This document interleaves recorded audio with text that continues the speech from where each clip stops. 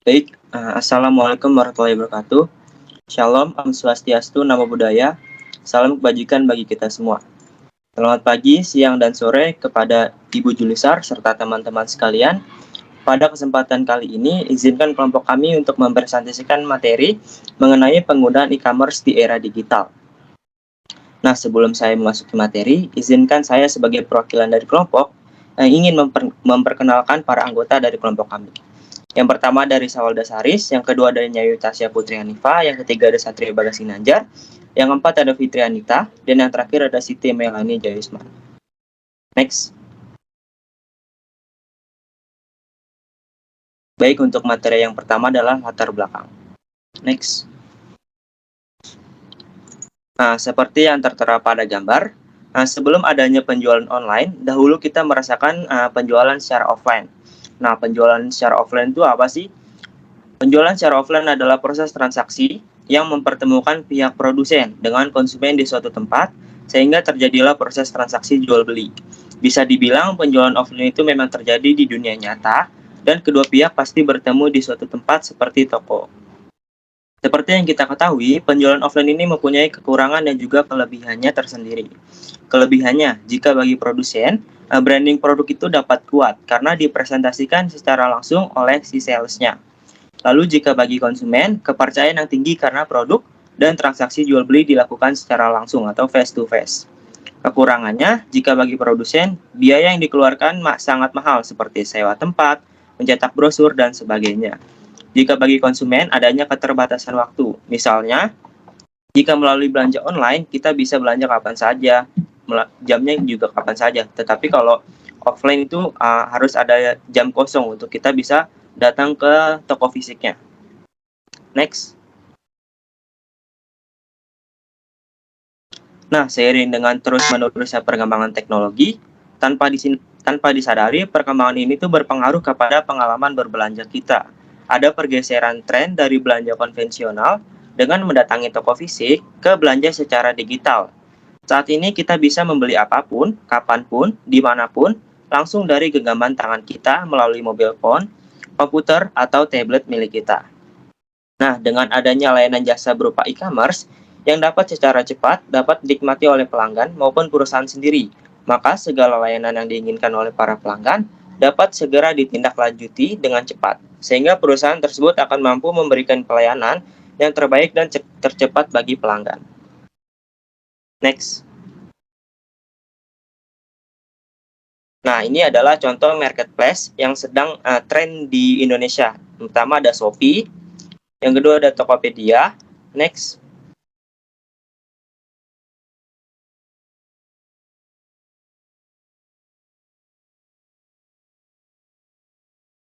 Yang ketiga ada Lazada, dan yang keempat ada Bukalapak. Next.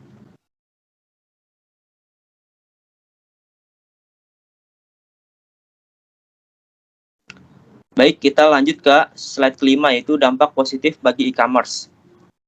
Dampak positif e-commerce bagi sebuah perusahaan. Yang pertama ada penjualan global.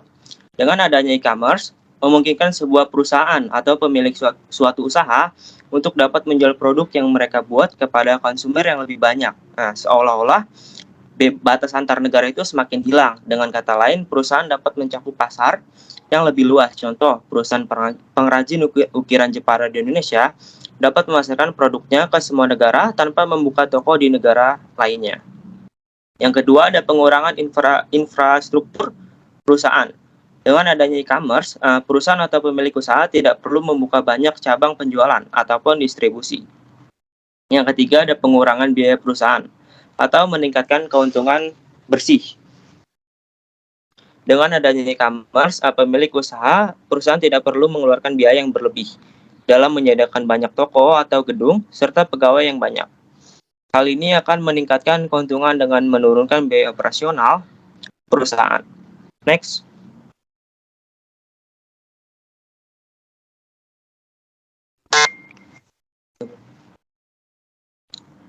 Yang slide ke-6 ada dampak negatif dari e-commerce.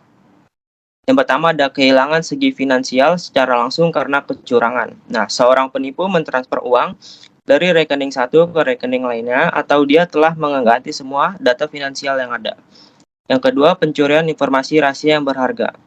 Gangguan yang timbul bisa menyingkap semua informasi rahasia tersebut kepada pihak-pihak yang tidak berhak dan dapat mengakibatkan kerugian yang besar bagi si korban.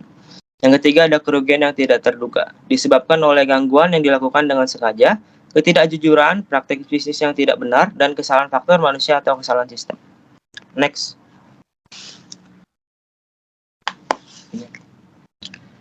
Yang pertama dalam rumusan masalah adalah bagaimana penerapan e-commerce di era digital. Yang kedua, mengapa e-commerce sangat disukai masyarakat di masa-masa sekarang ini. Yang ketiga, apakah e-commerce memiliki dampak positif dan negatif bagi para pengusaha dan juga konsumen. Yang keempat, bagaimana mengatasi kerugian-kerugian yang terjadi akibat dari penerapan e-commerce. Yang terakhir adalah bagaimana masa depan dari e-commerce ini, ataukah berkembang atau tidak. Baik, untuk slide selanjutnya atau pembahasan berikutnya akan dijelaskan oleh teman saya. Baik, yang selanjutnya yaitu ada teori dan juga konsep. Next. Di sini ada sejarah singkat e-commerce. E-commerce yaitu e-commerce pertama kali diperkenalkan pada tahun 1994 pada saat pertama kali banner elektronik ini dipakai untuk tujuan promosi dan juga periklanan di suatu halaman web atau juga website. Nah, istilah perdagangan elektronik ini telah berubah sejalan dengan waktu yang pada awalnya perdagangan elektronik berarti pemanfaatan transaksi komersial seperti penggunaan EDI atau juga yang disebut dengan Electronic Data Interchange untuk mengirim dokumen komersial seperti pesanan pembelian atau juga invoice secara elektronik. Nah, pada awalnya ketika web ini mulai terkenal di masyarakat pada tahun 1994, banyak jurnalis memperkirakan bahwa e-commerce akan menjadi sebuah sektor ekonomi baru. Namun, baru sekitar 4 tahun kemudian, protokol aman seperti HTTPS ini telah memasuki tahap matangnya dan juga banyak digunakan. Antara 1998 dan juga 2000, banyak bisnis di Amerika Serikat dan Eropa telah mengembangkan situs web perdagangan ini. Oke, bisa di next. Nah, setelah kita mengetahui sejarah dari e-commerce, kita akan mengetahui konsep, definisi, atau juga pengertian dari yang pertama di sini ada e-commerce, lalu yang kedua di sini ada untuk era digital.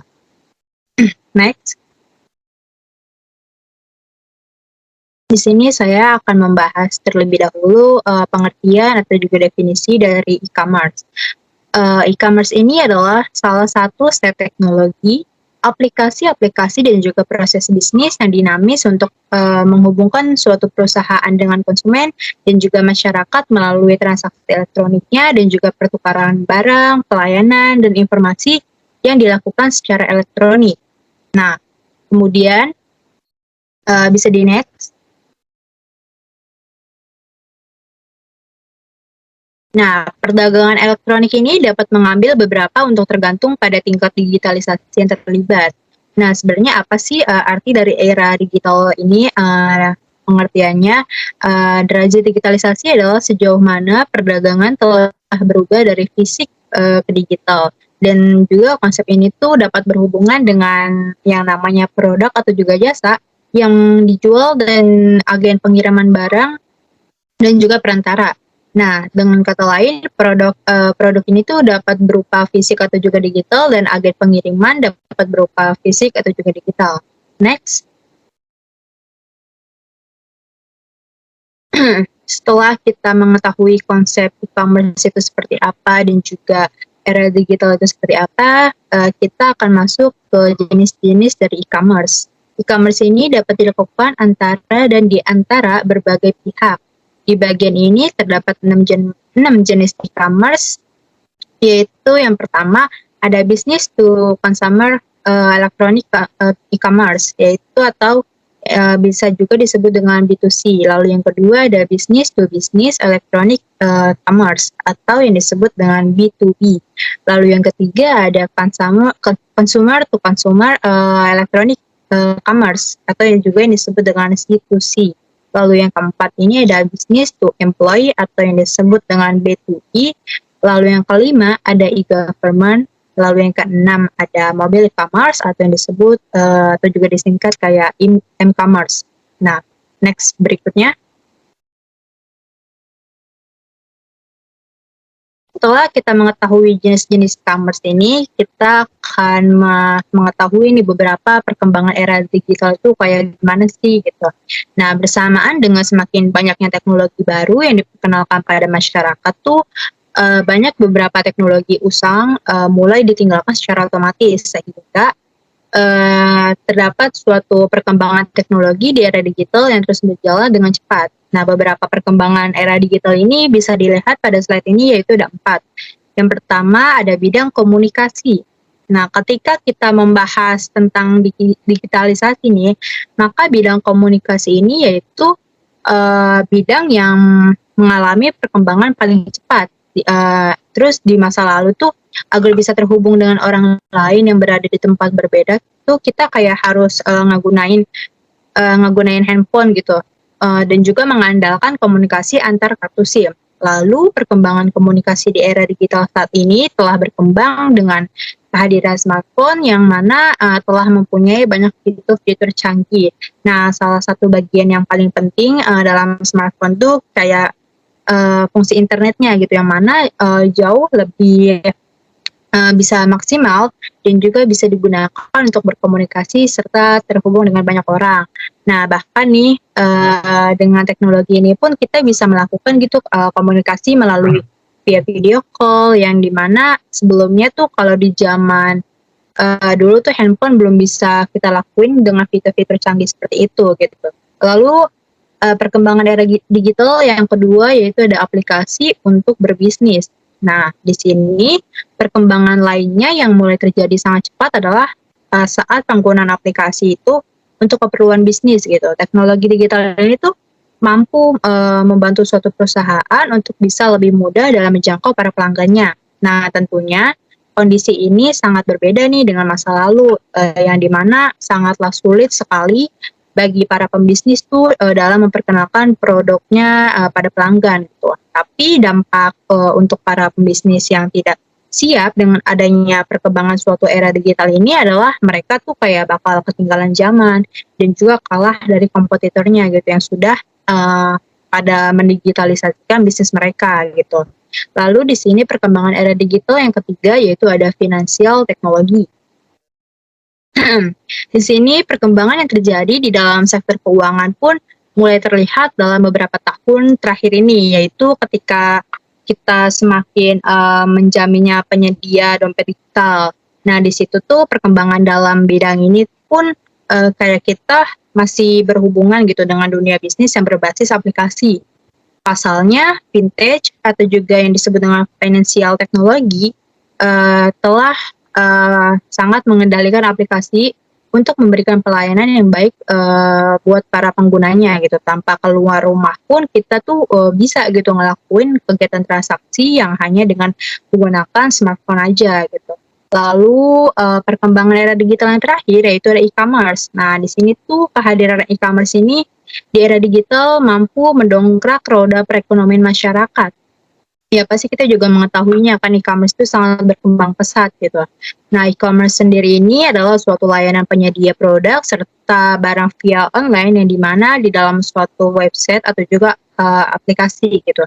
Nah, dengan e-commerce ini, maka kita udah nggak perlu lagi nih buat kayak keluar rumah, buat cuma ngebeli barang, karena hanya dengan menggunakan smartphone aja, terus kita udah download aplikasi kayak marketplace yang tadi udah disinggung oleh Satrio, kita bisa tuh membeli barang kebutuhan kita, entah dari barang bahan pokok atau juga kebutuhan lainnya atau kayak alat rumah tangga gitu. Nah, itu bisa dipesan dari handphone dari aplikasi tersebut gitu.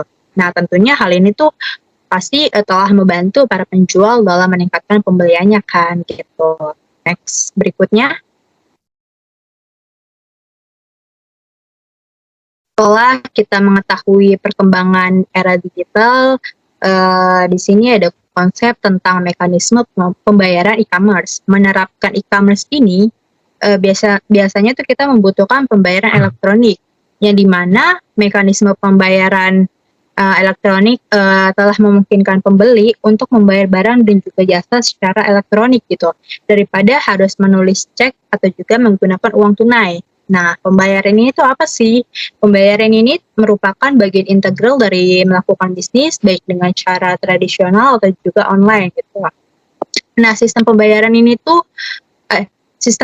tradisional ini tuh biasanya kayak kita melibatkan uang tunai dan juga cek gitu. Dalam kebanyakan kasus, sistem pembayaran tradisional ini udah nggak efektif gitu buat e-commerce karena terutama di jenis e-commerce B2B gitu.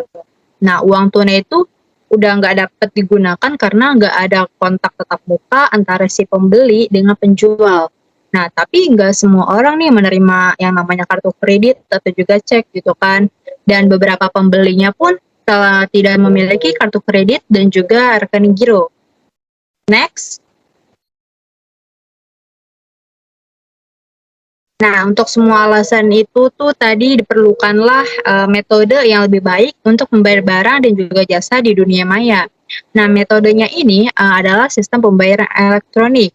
Nah, di saat ini kita telah nampak ya terdapat 4 jenis pembayaran elektronik yang dimana pertama ini ada cek elektronik, lalu yang kedua itu ada kartu kredit elektronik itu kayak mesin apa sih kayak kartu BCA atau Mandiri atau juga BNI gitu. Buat bisa ngebayar barang dengan alat digital. Lalu yang ketiga di sini ada kartu pembelian. Ini tuh kayak misalkan kayak kita lagi beli barang, kemudian kita kayak kasih suatu surat perjanjian kertas gitu. Nah, itu bisa juga dijadiin pembayaran elektronik. Lalu yang keempat, ini ada uang tunai elektronik. Pasti semuanya udah pada tahu lah ya, beli barang secara uang cash gitu.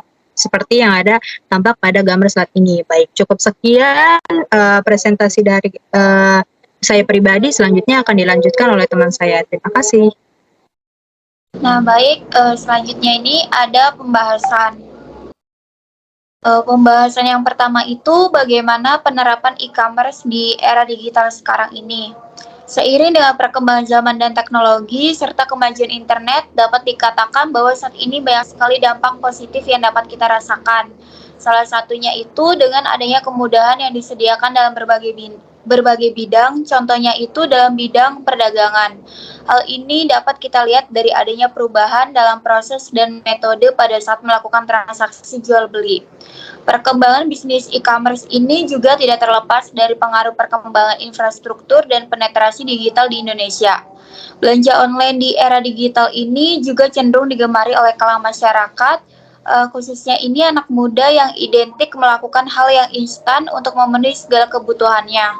Seperti dalam sistem e-commerce ini, beberapa contoh dari e-commerce antara lain itu Shopee, Lazada, Tokopedia, Bukalapak, dan lain sebagainya. Dan melalui e-commerce ini juga pembeli dapat menghemat waktu dan tenaga karena tidak perlu mendatangi toko secara langsung hanya untuk mendapatkan barang yang diinginkan dan menentukan harga yang sesuai dengan kualitas dari barang tersebut. Begitu juga halnya dengan para penjual, mereka dapat menghemat biaya dan tempat untuk menawarkan barang dagangannya. Ada beberapa alasan lain mengapa masyarakat menggemari belanja online, yaitu karena adanya penawaran yang beragam yang disediakan oleh toko tersebut, mulai dari adanya voucher gratis ongkir, potongan harga, adanya cashback, dan promo buy one get one. Next slide.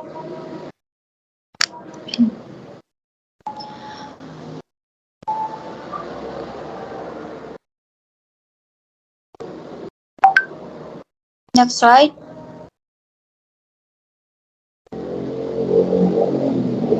Baik, pembahasan selanjutnya itu mengapa e-commerce sangat disukai masyarakat di masa sekarang ini. Seperti yang sudah kita ketahui beberapa tahun terakhir ini, sebuah kegiatan belanja online melalui e-commerce Indonesia telah menjadi tren tersendiri di tengah masyarakat. Seperti yang diketahui bersama, e-commerce merupakan sebuah platform jual beli produk di suatu website secara online. Karena minat konsumen dalam berbelanja online terus meningkat, maka dari itu setiap e-commerce saling beradu menawarkan promo dan layanan terbaik untuk merebut hati masyarakat agar bisa melakukan sebuah transaksi di tempatnya. Dan dalam sebuah teknologi ini akan membawa banyak keuntungan baik bagi pembeli maupun penjual.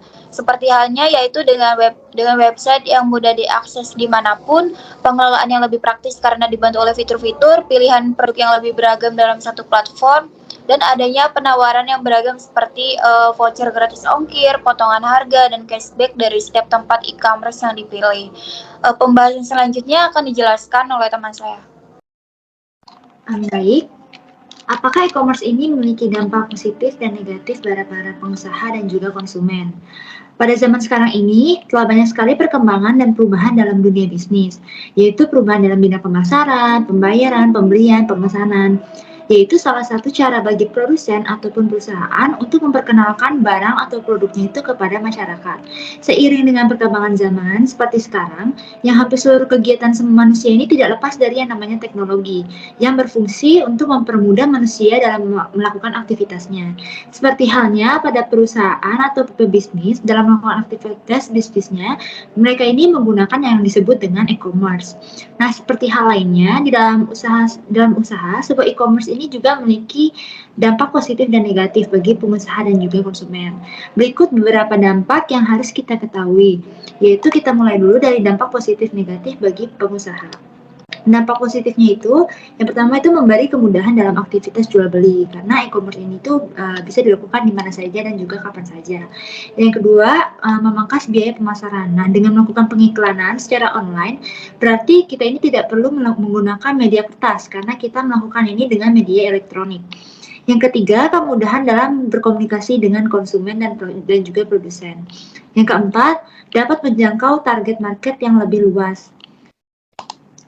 Yang kelima, penyebaran informasi ini lebih mudah dan juga cepat. Yang keenam, proses pembayaran menjadi lebih mudah dan cepat. Salah satu kemudahan lain yang hadir di layanan e-commerce ini juga adalah ketersediaan berbagai pilihan untuk melakukan pembayaran. Dampak negatifnya, penipuan dalam contohnya pembelian COD yang tidak mau dibayar oleh konsumen ini tentu saja akan mempengaruhi pendapatan yang akan diterima oleh perusahaan.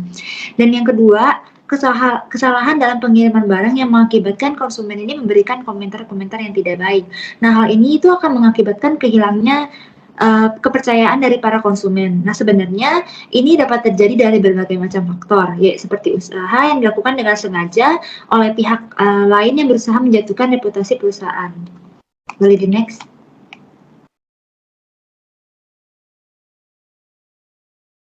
Selain itu, di sisi konsumen, e-commerce ini juga memberikan dampak positif dan juga negatif.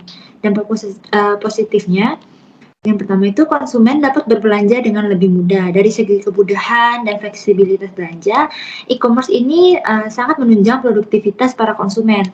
Mereka tak perlu lagi pergi ke tempat belanja konvensional karena belanja online ini bisa dilakukan kapan dan di mana saja. Yang kedua, konsumen ini dapat melihat berbagai pilihan produk yang dianggap terbaik dengan harga yang paling sesuai. Jadi konsumen ini dapat memilih dan mencari produk yang dianggap paling sesuai dari segi harga dan juga kualitas. Yang ketiga, konsumen dapat membeli produk dan jasa dengan biaya yang lebih murah dan mudah setelah melakukan perbandingan dengan berbagai e-commerce yang tersedia. Terus, dampak negatif konsumen.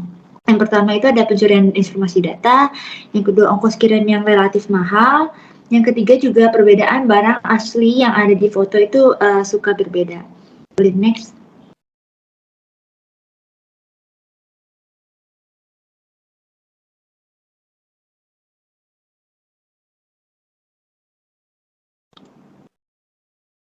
Bagaimana mengatasi kerugian-kerugian yang terjadi akibat dari penerapan e-commerce ini? Penanganan risiko dalam bisnis online tentu saja memerlukan solusi yang tepat dan juga efektif.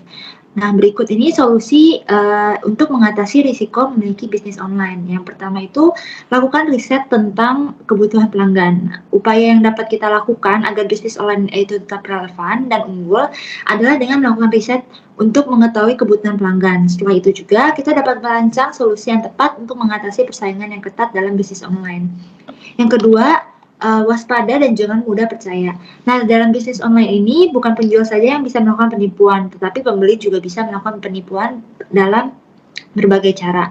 Maka dari itu, penipuan dapat dihindari dengan memastikan dan meminta data diri dari pelanggan.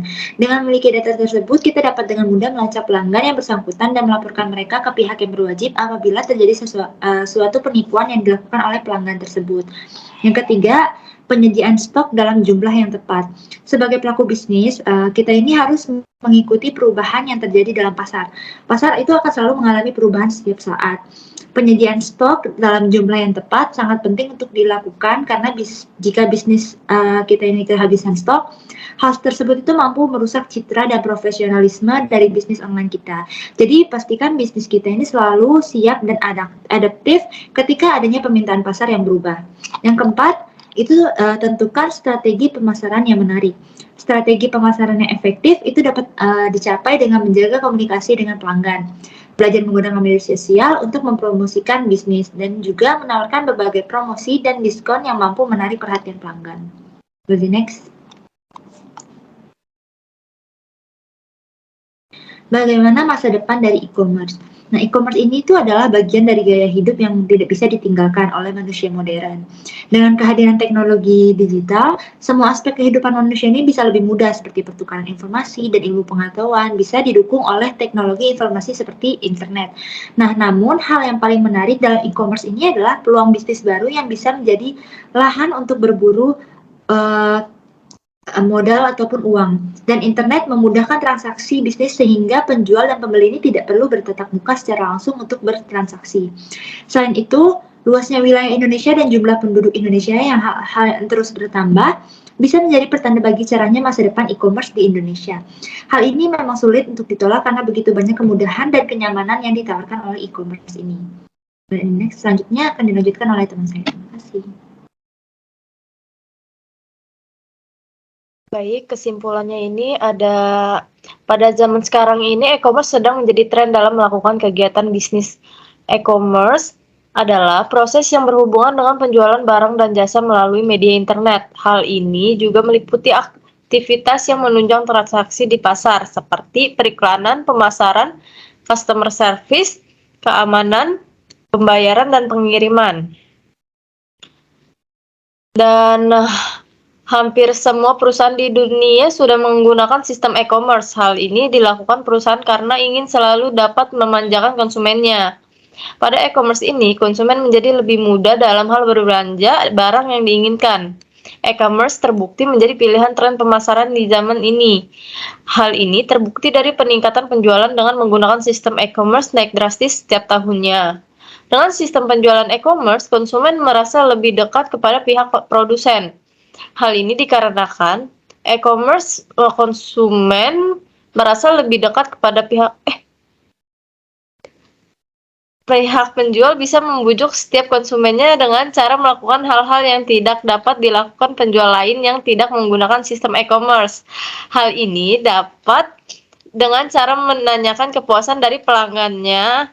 Ini membuat pelanggan lebih nyaman kepada penjual tersebut. Nah, perdagangan e-commerce dapat dilakukan secara 24 jam selama 7 hari dan dapat dilakukan di mana saja. Seperti perusahaan Garuda Indonesia yang menyediakan layanan pemesanan tiket secara online selama 24 jam. Hal ini merupakan daya tarik tersendiri bagi konsumen karena dengan adanya sistem e-commerce, konsumen tidak perlu repot-repot datang ke kantor penjualan tiket. Hanya cukup melakukan beberapa kali klik saja, maka tiket yang dipesan sudah ada. E-commerce dinilai sangatlah praktis, hemat biaya, dan hemat waktu. Dengan menggunakan sistem e-commerce, tentunya perusahaan merasa bahwa profit yang diterimanya selama ini meningkat karena konsumen menyukai sistem e-commerce ini. Dengan menggunakan sistem e-commerce, konsumen mendapatkan pelayanan khusus, seperti halnya berbelanja dengan mendesain sendiri sebuah produk yang ditawarkan, seperti penambahan aksesoris, pergantian warna, dan lain-lain, selain mendapatkan pelayanan khusus. Dan e-commerce bersifat universal yang hanya tidak terpaku pada daerah-daerah tertentu, tetapi hanya melakukan segmentasi pasar untuk mengetahui produk yang dijual oleh suatu perusahaan mengarah ke segmen pasar apa. E-commerce merupakan sistem dagang yang paling sempurna pada saat ini. Hal ini dibuktikan dengan banyaknya perusahaan yang menerapkan sistem perdagangan e-commerce. E-commerce tidak hanya dilakukan untuk menjual produk dengan cara menggunakan media internet, tetapi juga untuk melakukan pengkolaborasian mitra bisnis, lowongan pekerjaan, dan lain-lain. Nah, perusahaan dapat melakukan hal-hal berikut ini untuk mendapatkan keunggulan kompetitif di dalam sistem perdagangan e-commerce ini. Yang pertama itu ada menyediakan harga yang kompetitif, dan yang kedua menyediakan jasa pembeli yang tanggap, cepat, dan ramah, dan yang ketiga menyediakan informasi barang dan jasa yang lengkap dan jelas. Yang keempat, menyediakan banyak bonus seperti pemberian poin yang bisa ditukar dengan hadiah. Dan yang kelima, memberikan perhatian khusus seperti usulan pembelian. Dan yang keenam ini menyediakan media komunitas untuk berdiskusi dengan pelanggan lain. Hal-hal yang sering meragukan konsumen untuk melakukan kegiatan jual beli dengan menggunakan sistem e-commerce adalah penipuan dengan cara pencurian identitas dan membohongi pelanggan. Hal ini juga dapat dipengaruhi oleh hukum yang berkembang dalam hal e-commerce ini. Cukup sekian materi presentasi dari kelompok kami. Apabila ada kekurangan, salah pahaman kata dari anggota kelompok kami mohon maaf yang sebesar-besarnya. Dan apabila ada gangguan sinyal yang dapat membuat gangguan dalam presentasi di kesempatan kali ini, kami juga memohon maaf yang sebesar-besarnya. Kami ucapkan terima kasih. Wassalamualaikum warahmatullahi wabarakatuh.